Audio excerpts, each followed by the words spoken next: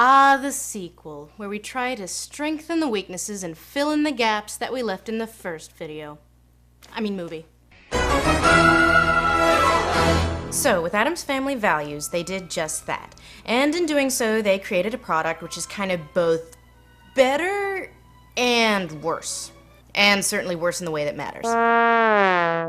But before we get into the mechanics of Addams Family Values, let's look at the mechanics of adapting doopy sitcoms from the 60s and 70s into 90s feature films. When adapting the inane, goofy old TV sitcom into a family film, the filmmakers must accomplish two things. Number one, capture the magic of the nostalgic brand in question, including a large number of characters and images that your middle-aged audience grew up with, and the kiddies have either seen in reruns or at least have heard of, and number two, apply a Hollywood 3-act structure screenplay with an easy-to-identify bad guy and a big, dumb climax.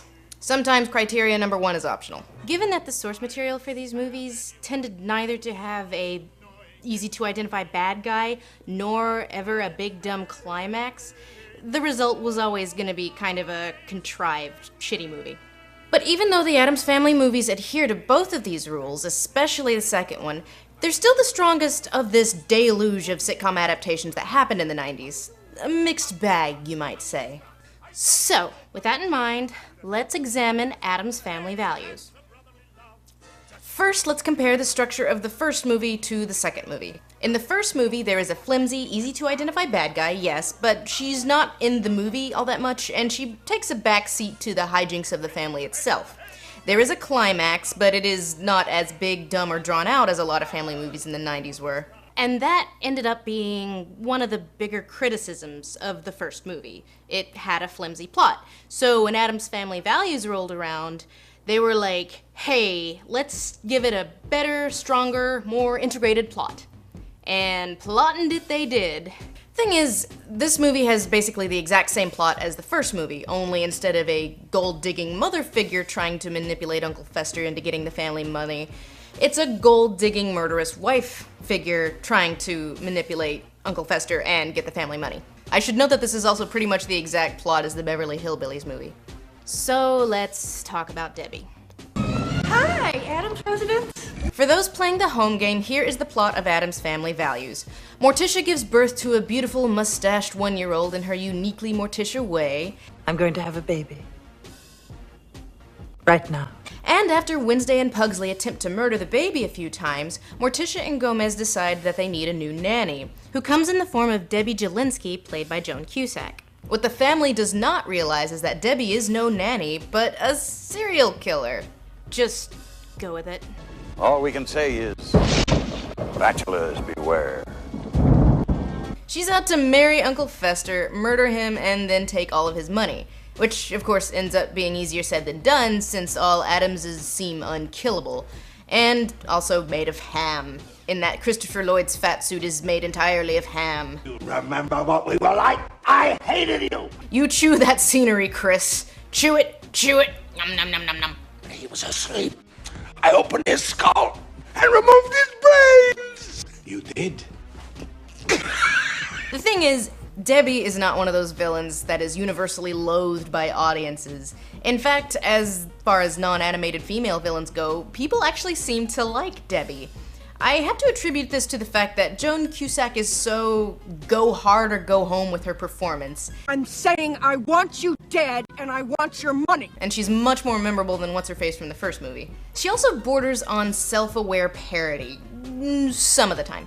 For instance, when she's monologuing her evil motivations at the end of the movie, she even comes equipped with a slideshow. So I have to use persuasion and slides. How considerate of Debbie. I was 10. And do you know what they got me? Malibu Barbie. Malibu Barbie. The nightmare. But here's the thing. If there's one old doofy sitcom that does not gel with an antagonist that's scary evil murder villain, it's gotta be the Addams Family. Why? Oh, Wednesday's at that very special age when a girl has only one thing on her mind. Boys. Homicide. Because it's really hard to give life or death stakes to a family that genuinely does not fear death. While Debbie is monologuing, she's got them all tied to electric chairs. Movie, do you not remember your first movie? Oh, all right. I thought the electric chair was supposed to be fun. Another thing is, the Addams family are the ultimate idle wealthy, so the greedy consumerist Debbie doesn't really work as their antagonist. But the money never lasts, and soon the Black Widow is hungry again. I mean, I get it, Barry Sonnenfeld. You hate LA women. I mean, they like shopping, and they have fake noses. And the next morning, when the campers woke up, all of their old noses had grown back. The thing about Debbie is, even in this sort of silly pastiche comedy sort of way, she never really makes sense. She always waffles between gelling really well with the family. That ring. It was our mother's. She was buried with it. And from being weirded out and all, ew, gross, as the plot dictates. Do you think these clothes are really me? Of course not. That's the point. After one failed murder attempt, Debbie tries to change Uncle Fester too, to be more socially acceptable, which kind of ties into the vastly superior summer camp subplot, but in a really flimsy way, but we'll get to that in a minute. Yes, Debbie does border on parody, but these movies are still kind of Barry Sonnenfeld's little platform to make jabs at society. And his main bad guy is Evil Demon Maneater, who uses credit cards. Because women be shopping. Give me a kiss. Give me a 20. The thing about this movie with this particular villain is it's never smart or subversive enough to really be satirical. While Cusack does give a good performance, the plot's still kinda lame and hacky. I mean, don't get me wrong, it's still miles better than most of the sitcom adaptations of the 90s, but I can still see where critics were pretty on it. Debbie uses her hot, sexy powers of sexy to mate and then kill. And then shop, because women, am I right? Watch it! That's a Queen Anne chandelier! Lame. I feel like the Debbie plot would have been much more bearable if there had been, you know, less of it, and fewer or shorter scenes with Uncle Fester and Debbie, which are genuinely the worst thing in both movies. I mean, for the most part. Not always. But for the most part. No. No, please, no. Do not want, no. But to me personally, the worst thing about Debbie is that she comes at the expense of screen time for Morticia and Gomez. I'm just like any modern woman, trying to have it all. A loving husband, a family. It's just I wish I had more time to seek out the dark forces and join their hellish crusade. See, why couldn't the movie have more of this? We like this. And poor Gomez, he really only has one big scene. Has the planet gone mad? Well, also a dance number. The main plot about Fester getting married to Debbie stands in such stark contrast to Wednesday's subplot, which is so much stronger and tends to be what people remember and like about this movie.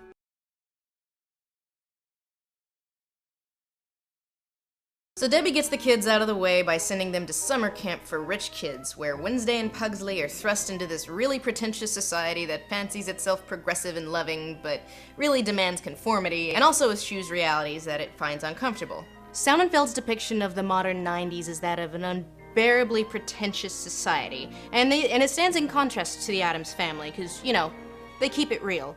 And that is best illustrated in this particular scene at the very beginning of the movie. And Mommy kissed Daddy, and the angel told the stork, and the stork flew down from heaven and left a diamond under a leaf in the cabbage patch, and the diamond turned into a baby. Our parents are having a baby, too. They had sex. So the world of the rich kids' summer camp demands conformity and favors the privileged. No, this is actually in the text. America's foremost facility for privileged young adults. They have just never quite latched on to the Chippewa spirit. What kind of grown-ass woman wears her hair like that anyway? Barry Sonnenfeld, I like your social satire, but it's a bit on the nose. Because that's what being privileged is all about. As is your visual symbolism. Get it? So here we come to it. Whose movie is it, really? It's Wednesday's. I'll be the victim. All your life. She's the one who comes of age, she's the one who grows and changes, she's the one who finds her own power, not Fester. And this is also really a testament to how perfect Christina Ricci is in this role. Kumbaya, oh Lord, kumbaya. Wednesday spends most of her summer resisting these people trying to change her, even by the most compelling means imaginable. Don't worry, we're getting out of here. But it's Disney.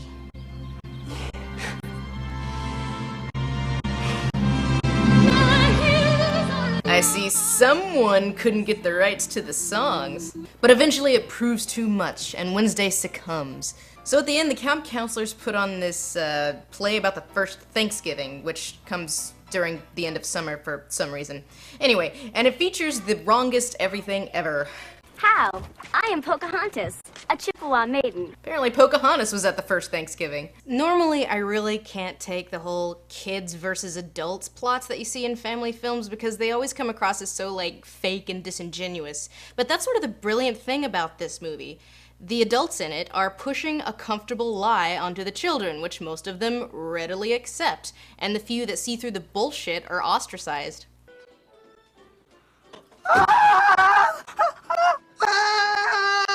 See, this movie just shreds what had, by the 90s, come to be the accepted depiction of white-native relations, especially what we tell young children. Why, you are as civilized as we, except we wear shoes and have last names. Welcome to our table, our new primitive friends. The narrative's usually, yay, we're all such good friends, not, you know, what happened. And even though you can totally see what's coming from a mile away, it's still so good. Years from now, my people will be forced to live in mobile homes, on reservations. Your people will wear cardigans and drink highballs.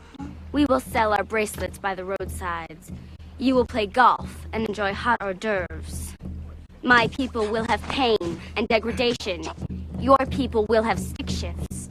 The gods of my tribe have spoken. And there hasn't been a wide-release family film before or since that challenges that depiction in the way that this movie did. And I particularly love that this movie came out in the sort of deluge of Dances with Wolveses and Pocahontases a few years later. Good job. Yeah, they still use a lot of stereotypical crap to get their point apart, but when it comes to depictions of Native Americans made by white people for white people, if they must exist, I'll take this one any day. I don't want to be in the pageant. Don't you want to help me realize my vision? And in a way, that's kind of a problem. The subplot works so much better than the main plot. Wednesday's storyline is about society trying to change them, put them in a box, or get rid of them altogether, and how she resists this by exposing uncomfortable truths, and also hitting people in the face with pie, and of course roasting your enemies alive. Debbie's storyline is about a gold-digging shrew trying to kill Uncle Fester for his money. Sonnenfeld is trying to make a point with this using cliché as social commentary, but the only commentary we get with Debbie is, I couldn't think of a better villain. And also, consumerism is bad? All you gold diggers who are all out marrying poor, innocent, rich guys who are wealthy through no merit of their own so you can go shopping. Bad? Debbie doesn't really make sense as a character in relation to this family. Half the time she gels too well with the family to be any kind of meaningful antagonist. I mean, look at Gomez over here. He clearly has no compunctions with killing people. Isn't he a lady killer? Acquitted. And the other half of the time she's all girly and grossed out by things. What? Oh, I didn't say anything. No, that's the baby's nickname. Debbie stands in some contrast to Dan Hedaya's wife from the first movie, a minor character I actually really like. She starts as one of those stock characters who you just know is gonna die because she's all grossed out by the family, but then halfway through the movie she meets and falls in love with Cousin It. And then by the second movie we find out that she has married into the Addams family, and though she was way weirded out by them at first, she finds them very loving and accepting of her. I can't tell you what it's meant to me, joining the Addams clan. There's a lot to like about these movies, but in both cases, the sum of its parts are greater than the whole. Though the second movie has much more substantive parts and a much weaker whole. I respect the attempt to make the film less gag-driven and more plot-driven, but honestly it just never really works for me. These characters just don't lend themselves to being antagonized by a typical family film bad guy. In the show, as in the movie, they just kind of get along with everyone. So, in order to make Debbie an antagonist that works in the big dumb 90s family film formula, they kind of basically have to bend her character to where she's the antagonist the film needs, but not the antagonist it deserves. Holy shit, I just got what that line means.